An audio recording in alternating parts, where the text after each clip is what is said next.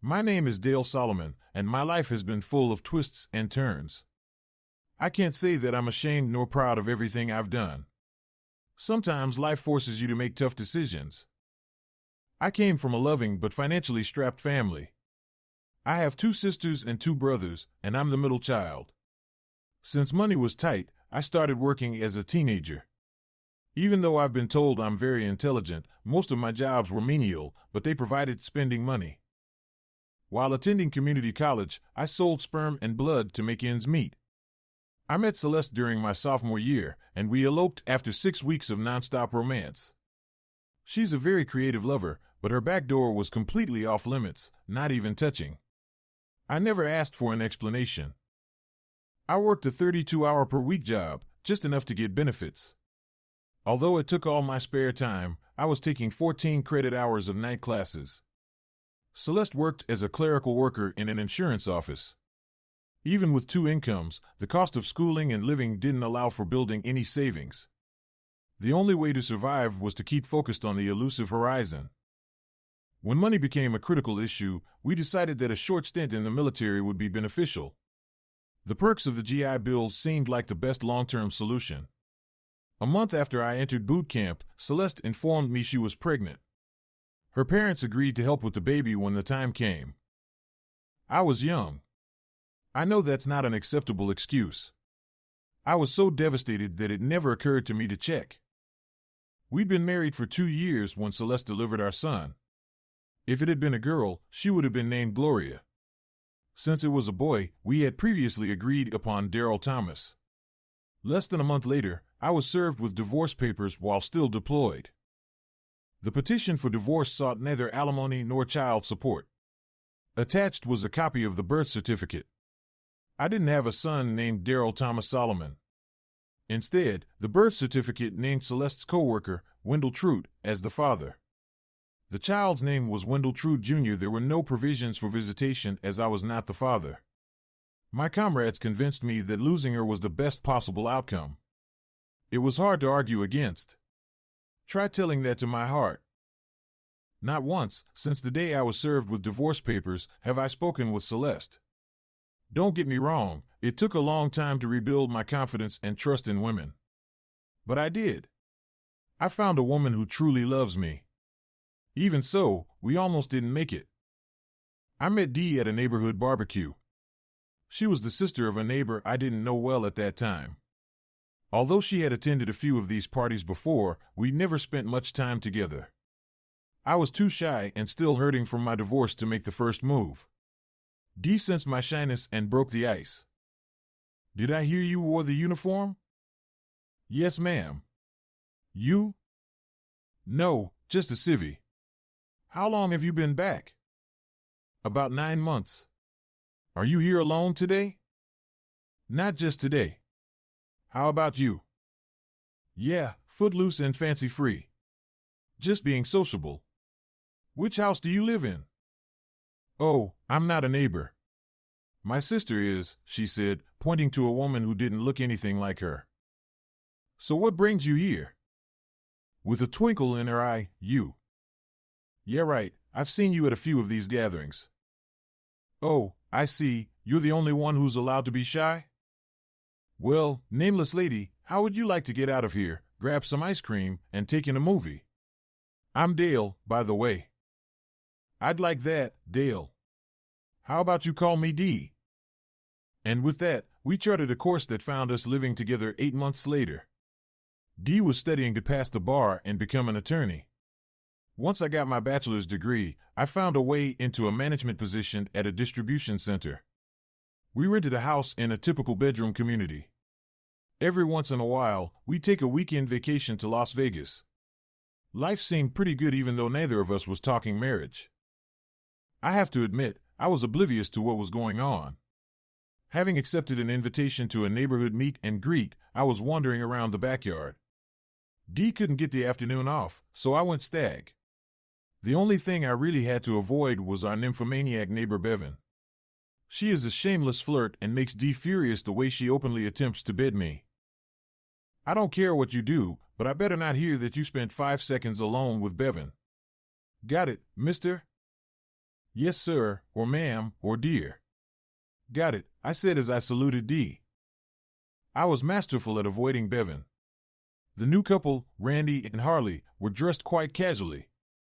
In Harley's case, that meant she was braless, and I seriously doubt there were panty lines showing against her mid-thigh skirt. She pressed her boobs against everyone, men and women. Randy didn't appear bothered by it at all.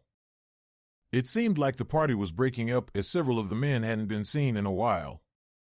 I figured I'd spent the required amount of time to satisfy whatever is acceptable at these types of events. Randy had just directed another guy into the house when I tapped him on the shoulder and bid him adieu. You sure you have to leave, Dale? Things are getting pretty exciting in the bedroom, if you know what I mean. Yeah, I'm sure. Welcome to the neighborhood. Give my regards to Harley. Follow me through the house. You can leave through the front door. I walked with Randy and heard the sounds of sex. Randy was smiling ear to ear. We passed close enough to see a few men standing naked. You could hear Harley acting like a slut. I simply smiled and kept walking. If I'd only known, I would have been better prepared for the shitstorm later that evening. You miserable fuck. How could you? Shouted one seriously agitated D. How could I what? Have sex with our new neighbor. Bevan said every man at the party jumped on top of her. Not true. I avoided Bevan and never saw Harley after the first hour or so. I did hear her as I was leaving. Ask Randy, I did not partake. That's not what Bevan said. She said you came out of her bedroom with a big smile on your face. Take your stuff to the guest bedroom. You're not sleeping with me tonight. That night marked the beginning of the end. Things never returned to normal. I later learned that Randy and Harley were swingers and were recruiting new friends with some free samples that afternoon. After 2 months of living together but feeling alone, I told Dee that things needed to improve or I'd move out. In hindsight, if we were eventually headed for a breakup, now was the best time. We had a few talks about possibly getting married and starting a family. Not having children would make this a clean break. The only thing that shocked me was how quickly Dee's love turned to hate based solely on the word of someone she despised. If she was that mentally unstable, I should thank my lucky stars that we split when we did. Try telling that to my heart. I found an apartment and moved out. I wasn't shocked when Bevan left a message on my cell phone asking if I'd like to get together with her. I never called her back. The last thing I needed was a manipulative nymphomaniac. I'd been on my own for almost a year when my heart got an unwelcome jolt. I'd never bothered to remove Dee's contact information from my cell phone. When it buzzed on a Saturday night and caller ID flashed Dee, I didn't know what to do. My stomach was cramping, my heart was racing, and my palms were sweaty. What in the hell does she want? The easiest thing to do was to let it go to voicemail. Hi, Dale. I was wondering if you would like to get together sometime. I owe you an apology and I'd like to do it in person. I'm done with her. Why should I give her the satisfaction of clearing her conscience? I still have strong feelings for her, but I knew better than to restart that relationship. I texted back, no thank you. She replied, why not? I could have said, because I hate you. I could have said, you're not worth my time. I could have said, you're crazy. Instead, I said nothing. Sunday morning, I found a series of texts from Dee. If I wouldn't meet with her, she was going to spill her guts in text messages. On and on they went. Apparently, Randy and Harley videotaped their meet and greets. A divorce lawyer caught wind and sued. The video analysis, introduced in divorce court, detailed who was involved.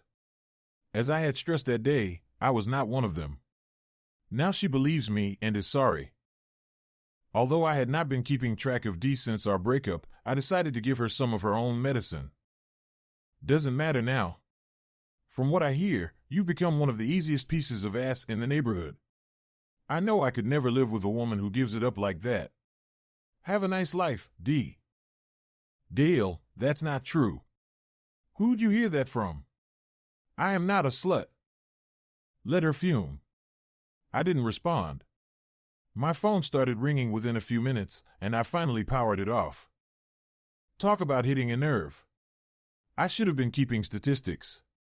Easily a couple dozen texts and several voicemails, all unanswered. She desperately wanted to protect her reputation. How could I even begin to think that was true? The texts and calls stopped after 2 weeks. I'm sorry. I get it. I made a wild accusation that you couldn't possibly defend. I finally realized that you had done the same thing to me. I threw away a good man, and I regret it. I'll leave you alone. I still love you, though. D. A week later, I decided to meet Dee for drinks. Her last text message slowly melted my resolve. Part of me was saying, run. The idiot in charge assured me he had everything under control. Dee went all out for our meeting. She'd always dressed conservatively, but the push-up bra and low-cut blouse highlighted her very ample cleavage. Her choice of bra intentionally showed a sliver of her areolas. The hint of hardening nipples was hard to ignore. My eyes are up here, Dale, she said with a smirk on her face. And they are very sexy too, Dee. You went all out to make sure I saw these beauties, so it would have been rude of me to ignore them. How are you? Hopeful. How are you? Too soon to tell. What can I get you to drink? White wine. That hasn't changed. Do you think this skirt is too short? You would think she'd have her legs together. Not the case in her all-out assault on my hormones. The sight of any woman's bare inner thigh is a turn-on. Probably for church, but about average for a bar like this. Come here often? First time. I was hoping to find someone like you. How about you? Are you a regular here? Yeah, this is my favorite pickup spot. That caused a flinch. I smirked back, touché. I have reason to believe that you are faithful to a fault. Am I intruding on your current girlfriend? Did I mention that part of me was saying, run? I had enjoyed a few one-night stands since our breakup. There was no way I was ready for a relationship, even with Dee. I decided to be honest. No. My heart doesn't trust any woman at this point. It could be months or years before I can expose myself to that kind of pain again. Dee's eyes misted immediately. I'm so sorry, Dale. Could I interest you in a friends with benefits thing to keep me on your mind? She knew she had me. I was twisting uncomfortably in my chair as my hard-on pressed painfully against my jeans. I need to pick up some condoms first. She flinched again and started, but you don't, okay, your place or mine? Let's do your place. That way I can leave when I need to. I paid the tab, then tore off to the drugstore. Dee was wearing a robe when she let me in. Once my coat was off, she put her arms on my shoulders, letting the robe fall open. She was naked and oh so inviting. I caressed her breasts and flicked her nipples. Her juices were leaking down her legs. I'm your play toy. You tell me what you want, and I'll make it happen. By the time the sun rose, I'd filled all 3 holes. A first for me. Dee was everything a man could have wanted. Sensual, passionate, attentive, and patient. It wasn't enough. I'd been taking advantage of her charms at least twice a week. Dee, I know your intent is to get us back together. I'm sorry. Whatever we used to have is not there for me. Maybe I need some help to figure out why I've become so emotionally detached. I don't want to mislead you. The sex is great, your attitude is wonderful, but I just can't seem to find that loving feeling again. Dale, I've noticed.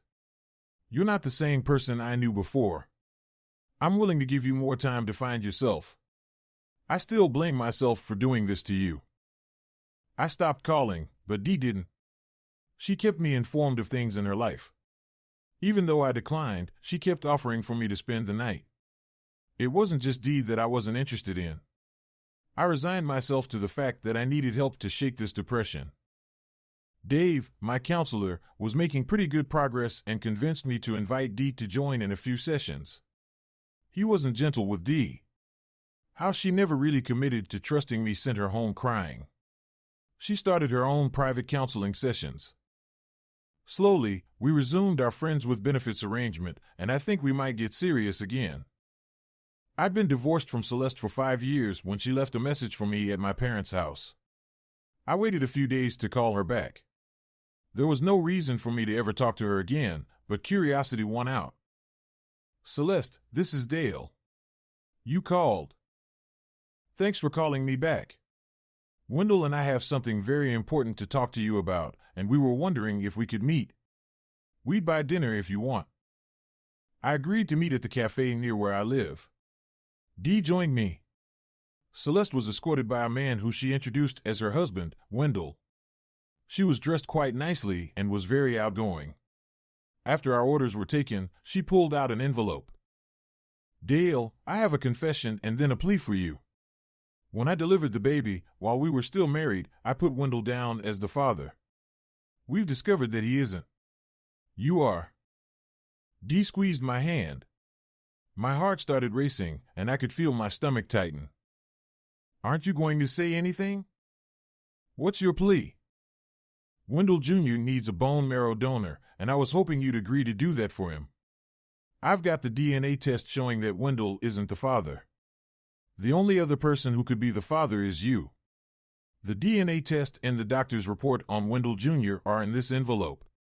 You need to be tested to see if you are compatible, but since I'm not, they tell me you would almost certainly be. I was donating to the sperm bank long before we met. I could have a few, maybe even dozens, of children I've sired but never met. What makes you think your child is more deserving of my time and body parts than they are? He was conceived naturally. Doesn't that count for anything? Not in my book. Your child is no different than any of the others I may have sired. I have absolutely no emotional attachment to any of them. If one was delivered by a cum-filled cheating liar, so be it. If that's all you've got, then I've got to get back to work. Please don't call my wife names," came from Wendell. Celeste squeezed his hand. "Ignore him, Wendell. We can't control him if he needs to stoop to that level." Looking at Wendell, I continued, "Tell me, Wendell, have you tapped her butt yet?" I didn't get to until I found her with her lover's cock buried deep in her ass. After that, I was allowed. I didn't much care for it. She's not very good at that either. "Wendell, it's not true. I never cheated on him. There was no lover. He's lying. He never did my ass." Dee burst out laughing and started mocking Celeste. "I never cheated. We dick, with you it wasn't cheating." Celeste was practically screaming, "Fuck you, bitch. Dale, how can you turn your back on your son?" "Tell you what, Celeste. I'll see if there's a way to check whether any of my unknown children are ill. If there's one out there and their mother isn't a lying, cheating slut, I'll help that child. Work for you?" I pulled Dee to her feet and started walking towards the door when Wendell spoke. "Dale, we need your help. Talk to us. What's it going to take? Get my son's birth certificate changed to show me as his father and then change his name to Daryl Thomas Solomon. Do that and I'll see if I'm compatible. Don't bother me again until you do that." I left as they were begging me to stay and negotiate. Dee wasn't sure how to break the ice. "What are you thinking, Dale?" "That you're a much nicer woman than Celeste." "Are you thinking of helping the boy?" "His name is Daryl. You just can't seem to trust me, can you?" "I'm sorry. If I trust you on this, will you marry me?" It could get ugly. I asked you a question. I pondered my options. We made a lot of progress in therapy, and I really did love her. What the hell? "Yes, I will marry you if you help me with this. Can you draw up the name change and birth certificate paperwork?" "I'd love to." The uninhibited sex that evening was the best it had ever been with Dee. She insisted that the first load be in her ass. She normally orgasms before I do anyway, so it's a win-win situation for both of us. The next day, I had some things to do, but Dee had the paperwork delivered by courier. The instructions to Celeste and Wendell were to execute the papers before a notary, then call to set up a follow-up meeting. Also included was a DNA testing kit so that I could determine if Daryl was, in fact, my child. It was another day before we met up with them again. Nice of you to join us today. Did you bring the executed paperwork? Dee asked, acting very professionally. Yes, it's in the envelope. Here's the DNA test swab from Daryl. I chimed in, we will hold off on submitting this paperwork until all medical procedures have been completed. I have a sheet of questions for you to answer. We need to determine how medical expense payments will be handled. My research shows you have a 2-year-old daughter as well. Yes, Audrey celebrated her 2nd birthday last month. When will you get tested, Dale? As soon as my counselor here tells me that things are in order. That night, I gave Dee instructions for the paperwork I wanted prepared. This goes against my better judgment, but I trust you, Dale. For our sake, I hope whatever you've got planned is not only legal but succeeds. Have I told you how much I love you? Pretty soon you'll love me as much as I love you. Oh, you wish. You'll never catch up to me, mister.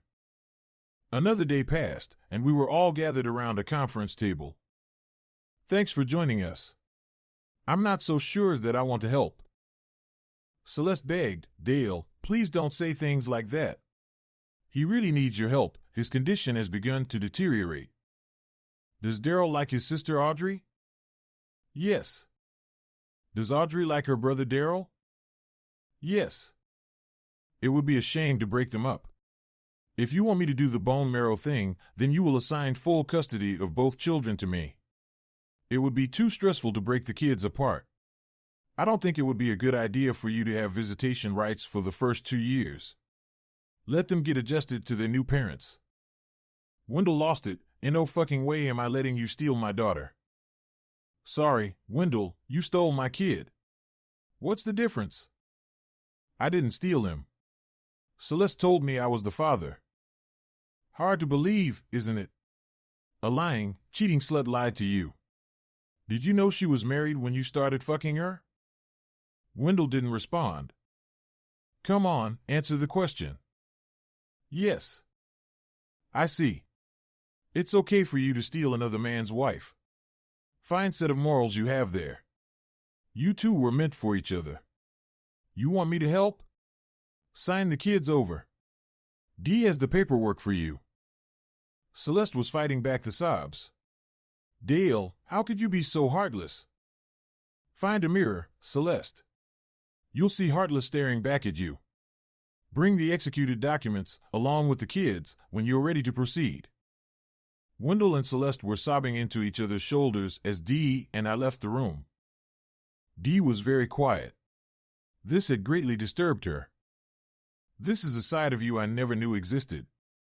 You seem to have a lot of repressed anger. I'd had it. My voice started low, but I was shouting by the time I stopped.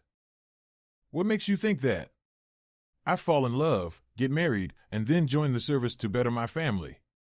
I was doing what I was supposed to be doing. What happens? I get my heart ripped out. You can relate to that, can't you? Oh wait, no you can't, because I did everything I was supposed to be doing. Was it enough? No. I get treated like shit and my heart gets ripped out again. Now they tell me that I have a son who was stolen from me. You can relate to that, can't you? I didn't think so. You're right. I'm overreacting. What was I thinking? Let me take a deep breath and quit acting so childish. Maybe it's not such a good idea for us to get married. I started to get up when Dee went off on me. She was every bit as loud and animated as I'd been. Sit. You're not going anywhere. I'm sorry. I've been trying to make it up to you. I messed up. I know it. You know it. I wasn't second-guessing you. I was only trying to get you to talk to me. I guess I've succeeded. Maybe now you can get some closure. Yes, you've been shit on by Celeste, and then by me. I agreed to trust you on this, but you have an advantage over me. I have no idea where the hell this is headed and what in the hell we're going to do with 2 kids. So excuse me all to hell if I seem concerned, but until you clue me in on your plans, I think I'm entitled. With tears in both of our eyes, I responded, I'm sorry. You make a very good point. Grab your pencil and pad and let me tell you what I hope will happen. I outlined my next request. Dee perked right up. That night we tried to outdo ourselves in bed. I really wasn't convinced that Celeste and Wendell would capitulate. It only took 2 days before the children were delivered to Dee. I'd never seen two adults cry any harder. Dee and I took the kids down to the cafeteria and waited. About 15 minutes later, I got word that Celeste was headed to the parking garage. We intercepted them, kids in tow. Audrey ran up to Celeste and Wendell, greeting them like long-lost friends. I thought you didn't want us to see them for 2 years. Celeste asked. I never intended on filing those custody papers. I wanted you to prove how deeply you loved your kids. The documents are worded such that I could, up until their 18th birthday, file them with the court.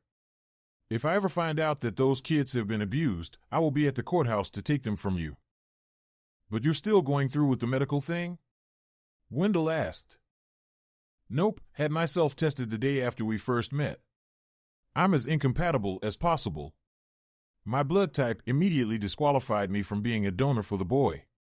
It also proves that I'm not Wendell Jr.'s father. You really were a liar all along, weren't you? Wendell looked dazed and confused. Celeste shouted, That can't be.